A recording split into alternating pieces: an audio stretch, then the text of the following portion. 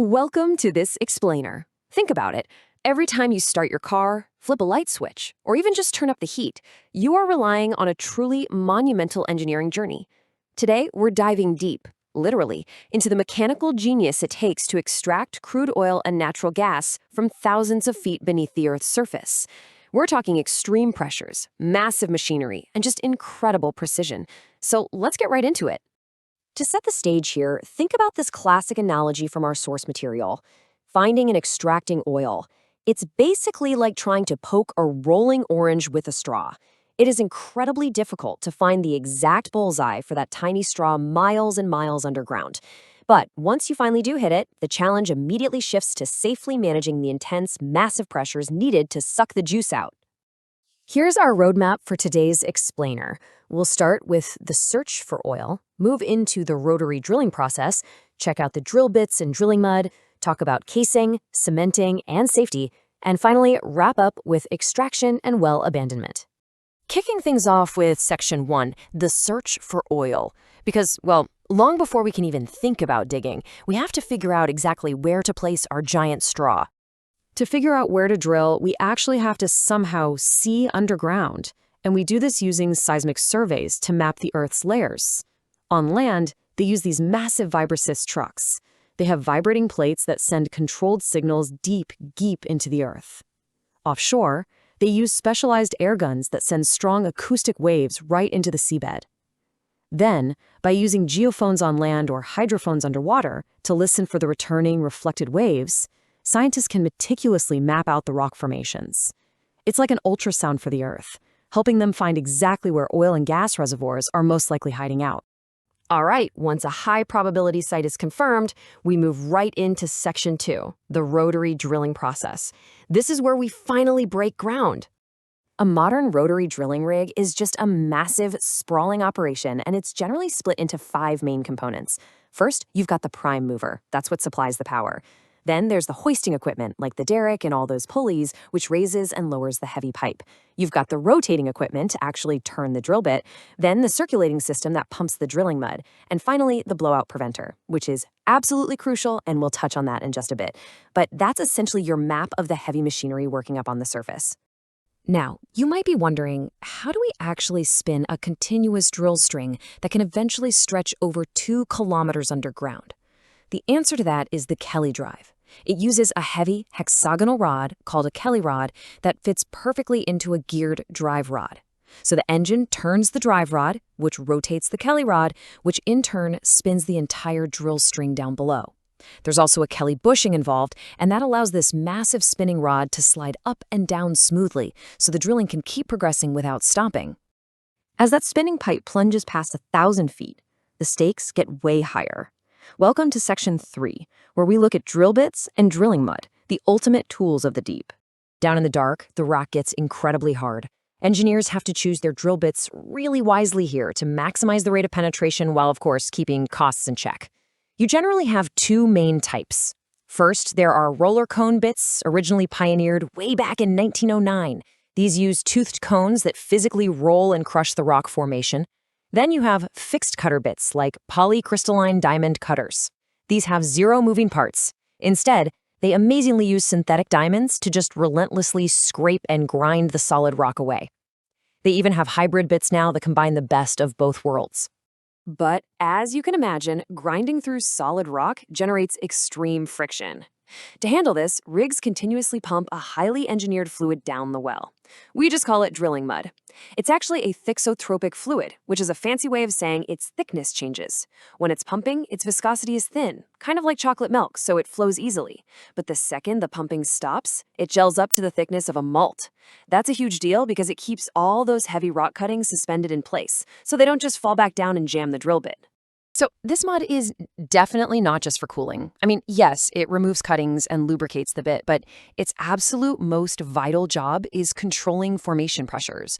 The sheer weight, the hydrostatic pressure of this incredibly dense column of mud pushing down from the surface is what literally holds back the immense explosive forces of the Earth's pressurized fluids. And that brings us perfectly into Section 4, casing, cementing, and safety. Because as we drill deeper, heading towards 7,000 feet, we absolutely have to stabilize this massive hole we're making. Because we have to ask, what happens when the Earth pushes back? What happens if that drill bit hits a highly pressurized pocket of gas, and the weight of our drilling mud just isn't quite enough to hold it all down? The result is what the industry calls a kick. That's an unexpected, violent surge of formation fluids pushing up into the wellbore. If a kick is not controlled immediately, it results in a blowout. And as our source material grimly notes, a blowout is totally catastrophic. It frequently leads to a massive loss of property, severe environmental damage, and tragically, the loss of human life. It's the ultimate worst-case scenario. To prevent that nightmare scenario from ever happening, rigs are equipped with a blowout preventer, or BOP. Sitting right up at the surface, this is a heavily engineered, massive safety valve. It uses large, donut-shaped annulars and hydraulic pipe rams. If a kick is detected down below, these rams instantly clamp shut right around the drill pipe. It seals the well entirely, completely blocking that uncontrolled upward flow of oil and gas. Now, to ensure long-term stability and keep the surrounding weak rock layers from collapsing in on themselves, the wellbore has to be lined with steel. They do this through a highly sequential process called casing and cementing. First, a heavy steel casing pipe is inserted into the hole. Then, a bottom plug pushes the drilling mud down and out the bottom. Cement slurry is pumped right behind it. And finally, a top plug forces all that cement up and around the outside gap between the steel casing and the raw earth, a space they call the annulus. So the final result isn't just one single pipe. As the well goes deeper and deeper, concentric layers of casing are set inside each other. You start with the large conductor pipe at the top, then the surface casing, the intermediate casing, and finally the production casing that goes all the way down into the reservoir. And every single one of these layers is bonded to the earth with cement. That isolates the water tables and holds back abnormal pressures all the way down. Now, I want to pose a fascinating engineering puzzle. Modern rigs, they don't just drill straight down anymore. They can drill horizontally. But how exactly does a rigid steel pipe, stretching for thousands of feet, manage to bend and drill sideways? Well, the secret is something called a mud motor.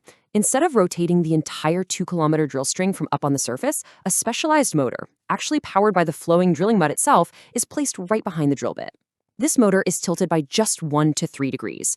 As it cuts a very gradual curve over a few thousand feet, the rigid steel pipes don't have to bend sharply.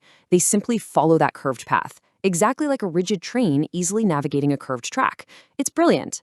Amazingly, this allows a single vertical well on the surface to stretch out and access a massive underground area of up to 20 square kilometers.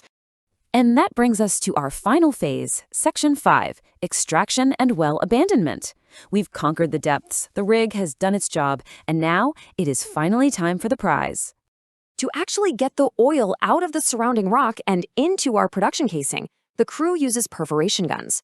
They lower these down into the well to detonate small explosive charges.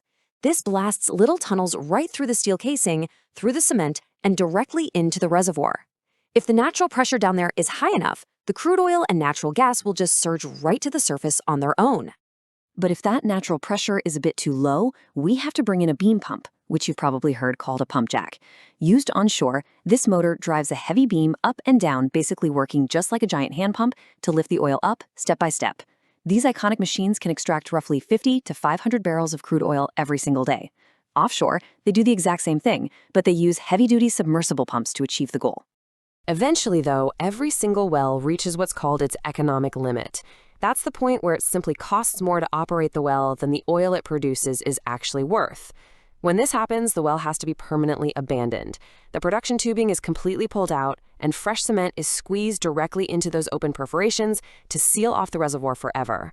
The casing is then cut below the surface, a heavy cap is welded into place, and the whole site is buried, finally returning the surface area to its natural state.